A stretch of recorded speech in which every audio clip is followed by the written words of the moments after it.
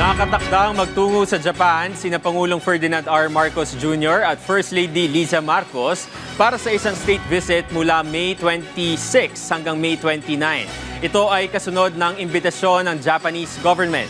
Ayon sa Presidential Communications Office, inaasahang tatanggapin ang Pangulo at unang ginang ng Emperor at Empress sa Imperial Palace para sa isang welcome ceremony at state call. Isasagawa rin umano ang isang state banquet.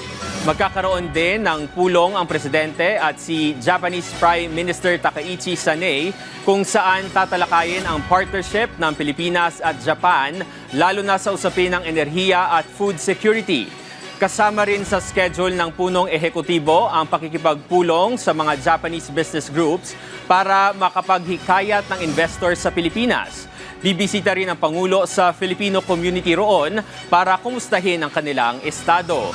Ngayong taon ay ginugunita ng Pilipinas at Japan ang ika-70